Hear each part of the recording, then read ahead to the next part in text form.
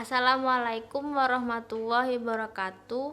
Hari ini saya akan mempresentasikan materi PowerPoint saya yang berjudul Social Structure, Social Learning, and Delinquency.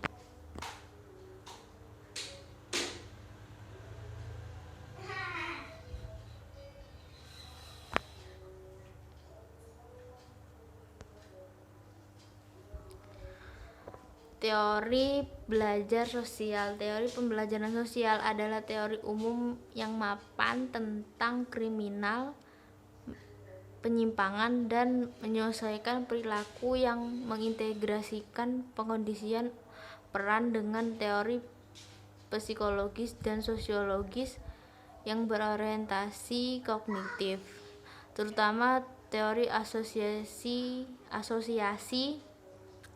diferensial Sutherland tahun 1947. Pembelajaran sosial. Teori tersebut adalah teori umum yang menggambarkan proses pembelajaran yang terlibat dalam sejarah individu dan peluang kejahatan.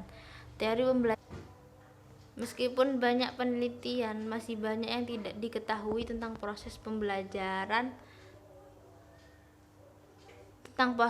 tentang proses pembelajaran sosial, dan para sarjana terus berupaya untuk menguji ruang lingkup teori pembelajaran sosial. Banyak dari badan dan pembelajaran sosial sains melibatkan penjelasan bentuk-bentuk kecil dari pelanggaran remaja dan penggunaan zat.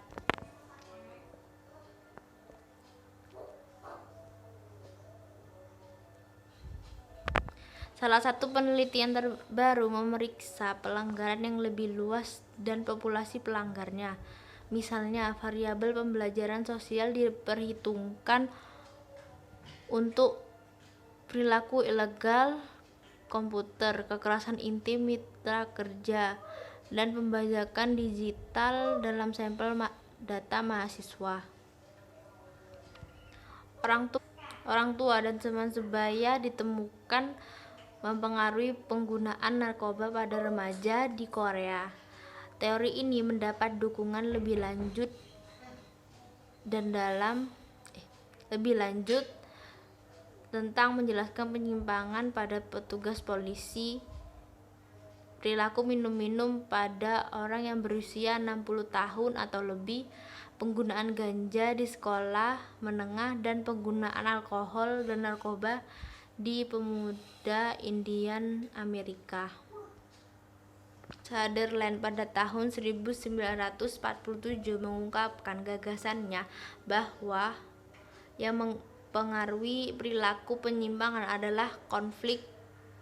adalah disorganisasi sosial dan konflik normatif terlibat dalam pembentukan individu perilaku kriminal.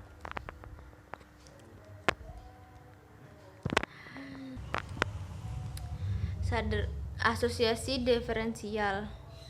Sutherland mencari penjelasan tentang semua kejahatan dan faktor penyebab. Ia mengungkapkan pernyataan umum yang dipertanggungjawabkan untuk semua korelasi perilaku kriminal yang diketahui tanpa kecuali dari sudut pandang sosiologis. Dalam merumuskan teorinya, Sutherland mengikuti 3 pedoman. Pertama, teori kriminologi yang komprehensif harus mengakui dan mempertimbangkan semua penjelasan yang masuk akal untuk tingkah laku pidana. Sutherland mengklasifikasikan penjelasan kejahatan yang menjadi 2 kelompok, yaitu individu dan situasional atau budaya. Kedua, Sutherland mengungkapkan bahwa itu bergantung pada gagasan tentang keinginan seseorang memiliki barang yang tidak bisa ia miliki. Ketiga, Sutherland mengakui faktor ganda sudut pandang bahwa perilaku kriminal kadang-kadang liar, tapi dia beralasan bahwa perilaku kriminal hanya di luar kemungkinan analitik di tingkat keadaan individu yang kompleks. Dia menyamakan gagasan itu dengan peluang yang melekat pada putaran koin yang muncul kepala atau ekor. Kesadaran beralasan bahwa hasil koin itu mirip dengan perilaku yang melibatkan keadaan individu, bukan tanpa sebab, tetapi itu penyebab yang terlalu rumit untuk dibedakan pada tingkat kemunculannya. Teori asosiasi diferensial utama pernyataannya adalah bahwa faktor keturunan tidak berperan dalam kejahatan dan kriminal tersebut. Perilaku itu dipengaruhi oleh kelompok yang memegang definisi yang kontradiktif tentang pelanggaran hukum. Peneliti pembelajaran sosial sejauh ini telah mengidentifikasi atau tergabung 4 dimensi definisi, yaitu keyakinan, sikap, pembenaran atau rasionalisasi, dan orientasi. Akers tahun 1998 berkomentar proses khas dari inisiasi, kelanjutan, perkembangan, dan penghentian dihipotesiskan sebagai berikut. Keseimbangan asosiasi masa lalu dan saat ini. 2. Pengaruh variabel ini berlanjut pada pengulangan tindakan. 3. Setelah inisiasi, penguat sosial dan non-sosial yang sebenarnya dan para penghukum mempengaruhi kemungkinan bahwa tindakan tersebut akan dilakukan tidak diulangi dan pada tingkat frekuensi berapa. 4. Tidak hanya perilaku terbuka tetapi juga definisi menguntungkan atau mungkin tidak menguntungkan dipengaruhi oleh hal positif dan konsekuensi negatif dari tindakan awal.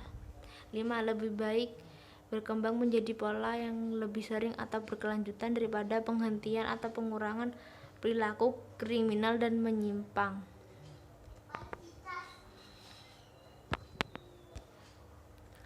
Akers mengajukan 4 hipotesis terpisah yang dapat diuji.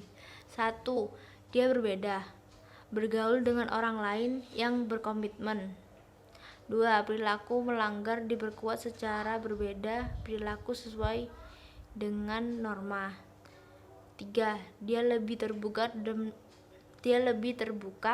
dan mengamati lebih menyimpang daripada model yang sesuai. 4. Definisi yang dipelajari sendiri menguntungkan melakukan perbuatan menyimpang. Penyimpangan sosial diklasifikasikan menjadi 2 tipe, yaitu penyimpangan sosial yang dilakukan secara terang-terangan atau murni. Semisalnya penyimpangan sosial yang dilakukan adalah semua kegiatan yang menentang atau melawan hukum, tindakan asusila, penyalaan obatan terlarang. 2. Penyimpangan sosial yang terselubung, seperti korupsi, kolusi, nepotisme, penyuapan, dan semua kegiatan melawan hukum yang tidak diketahui oleh halayak umum. Cara mengatasi penyimpangan sosial yaitu 1. Melakukan penanaman norma dan nilai yang kokoh. 2. Adanya peraturan yang selalu konsisten. 3. Mempunyai kepribadian teguh dan kuat. 4. Mengadakan sosialisasi atau penyuluhan. 5. Melakukan rehabilitasi. Sekian dari saya, kurang lebihnya mohon maaf. Wassalamualaikum warahmatullahi wabarakatuh.